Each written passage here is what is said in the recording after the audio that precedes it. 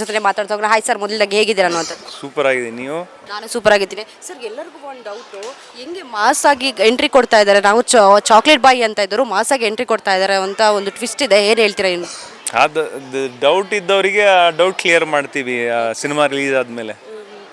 Sir ಅದೇ Sam ಜೊತೆ ಒಂದು ಕ್ಲಿಪ್ಪಲ್ಲಿ ಕಾಣಿಸ್ಕೊಂಡಿದ್ದೀರಾ. ವೆರಿ ಫೇವ್ರೆಟ್ ಬ್ಯೂಟಿಫುಲ್ ಹೀರೋಯಿನ್, ಅವ್ರ ಜೊತೆ ಕಾಣಿಸ್ಕೊಂಡಿದ್ದೀರಾ. ಸೊ ನಿಮ್ಮಿಬ್ಬರ ಕಾಂಬಿನೇಷನ್ ಇನ್ನೂ ತುಂಬ ಚೆನ್ನಾಗಿದೆ ಅಂತ ಹೇಳ್ಬೋದು. ಏನು ಹೇಳ್ತೀರಾ ಅನ್ನುವಂಥದ್ದು ಸರ್? ನನಗೂ ಅದು ಫಸ್ಟ್ ಎಕ್ಸ್ಪೀರಿಯೆನ್ಸು. ಅಂದರೆ ತೆಲುಗು ಸಿನಿಮಾದಲ್ಲಿ ಆ್ಯಕ್ಟ್ ಮಾಡಿದ್ದು, ಅದು ಸಮಾಂತ ಅವ್ರ ಜೊತೆಗೆ. ಈಗ ಮುಂದೆ ಯಾವ ಸಿನಿಮಾನೂ ನಾನು ತೆಲುಗುನಲ್ಲಿ ಮಾಡ್ಬೋದು, ಬಟ್ ಫಸ್ಟ್ ಸಿನಿಮಾ ನಂದು ಸಮಾಂತ ಜೊತೆ ಇದೆ. ಸೊ ಅದು ನನಗೆ ವಿಶೇಷವಾದ್ದು. ಆ್ಯಂಡ್ ಒಳ್ಳೆ ಟೀಮು, ಒಳ್ಳೆ ನಿರ್ದೇಶಕರು ಕೂಡ, ನಂದಿನಿ ರೆಡ್ಡಿ ಆ್ಯಂಡ್ ರಾಜ್ ಅಂತ ಇಬ್ಬರು. ಒಂದು ಒಳ್ಳೆ ಸಿನಿಮಾ ಇದೇ ಮೇ 15ಕ್ಕೆ ರಿಲೀಸ್ ಆಗ್ತಾ ಇದೆ.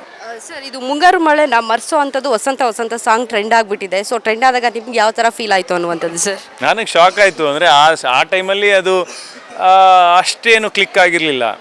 ಸೊ ಇವಾಗ ಸಡನ್ನಾಗಿ ಆ ಸಾಂಗ್ ಕ್ಲಿಕ್ ಆಗಿದ್ದು ನನಗೆಲ್ಲ we are happy. At least finally ಜನಕ್ಕೆ ರೀಚ್ ಆಯ್ತಲ್ಲ ಒಂದು ಒಳ್ಳೆ ಸಾಂಗ್ ಅಂತ. ಓಕೆ ಸರ್, ರುದ್ರಕಲ್ಲ ಯಾವ ಥರ ಎಂಟ್ರಿ ಕೊಡ್ತೀರಾ ಅಂತ ಸರ್? ಮಾಸ್ ಆಗಿರ್ತಾರಲ್ಲ, ಅದರಲ್ಲೂ ಚಾಕ್ಲೇಟ್ ಬಾಯ್ ಥರ ಬರ್ತೀರಾ? ಪಾತ್ರದ ಬಗ್ಗೆ ಜಾಸ್ತಿ ಹೇಳೋದಕ್ಕೆ ನನಗೆ ನನ್ನ ಡೈರೆಕ್ಟ್ರು ಅವಕಾಶ ಮಾಡಿಕೊಟ್ಟಿಲ್ಲ. ಬಹುಶಃ ಇನ್ನು ನೆಕ್ಸ್ಟ್ ಪ್ರೆಸ್ ಮೀಟಲ್ಲಿ ಅದ್ರ ಬಗ್ಗೆ ಮಾತಾಡ್ತೀನಿ. ಬಟ್ ಈಗಂತೂ ಅಷ್ಟೇ, ಈ ಪೋಸ್ಟರ್ ನೋಡ್ಕೊಳ್ಳಿ, ಟೈಟಲ್ ನೋಡ್ಕೊಳ್ಳಿ, ನನ್ನನ್ನು ಇಮ್ಯಾಜಿನ್ ಮಾಡ್ಕೊಳ್ಳಿ. Sir all the best sir, ಒಳ್ಳೇದಾಗಲಿ. Thank you.